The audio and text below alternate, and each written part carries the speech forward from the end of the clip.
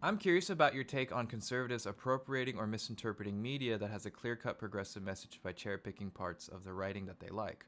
Well, essentially, when it comes to a great deal of things, a lot of conservatives don't actually understand the historical context and how controversial it was. For instance, we consider ragtime music to be like old timey Western music. People don't realize that there was a time where it was illegal to play ragtime music in public. We consider waltzing to be a very formal type of dancing today, but there was a time when waltzing was banned because it was considered too inappropriate.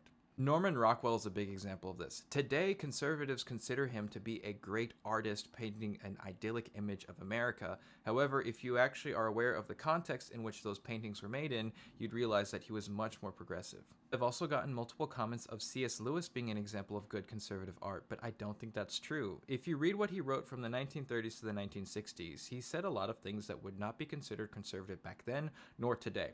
For instance, in Mere Christianity, he writes that a good, ideal Christian society would essentially be leftist in nature. He believed in charity for the poor. He believed in helping people who needed it the most.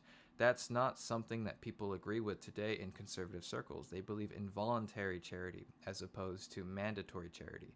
There's other things too. In The Last Battle, he writes that someone who does good deeds but to the wrong God is still going into heaven.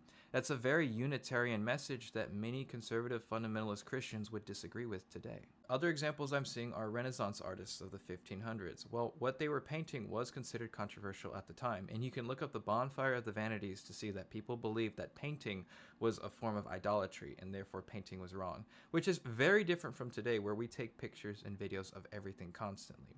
Other examples include the Marvel Cinematic Universe as being conservative. Well, that originates from Marvel Comics, and Marvel Comics were largely written to combat anti-Semitism and racism throughout the 1930s and the 1960s, respectively. It's the same thing with music. Music gets released that was controversial at its time, but kids continue to listen to it into adulthood, and then when they're adults, it's no longer controversial, and then their kids listen to music that's controversial, and the cycle continues and continues. And it's very interesting because essentially, when you look at American musical history, you can't really look at any of your favorite artists and not tie them to minorities in some which way. Rock and roll has its ties to minorities. Jazz, funk, pop, disco, electronica, techno, EDM. It all has ties to minorities, either black Americans or the LGBTQ community. Now, this isn't malicious. Like, people are allowed to enjoy things. There's no problem with that. But it is important to understand where things come from and to sometimes know the history behind certain pieces of art and media that people enjoy. And if you don't fully understand it, then you might not fully appreciate it for what it is, and you might not fully understand the type of life you're living in, which can influence you and make you vulnerable to being manipulated by other people. And essentially, when it comes to conservatives who enjoy art but they don't fully understand it, I don't fault them for it, but I do think that they would do better for themselves if they knew exactly what they were appreciating and enjoying.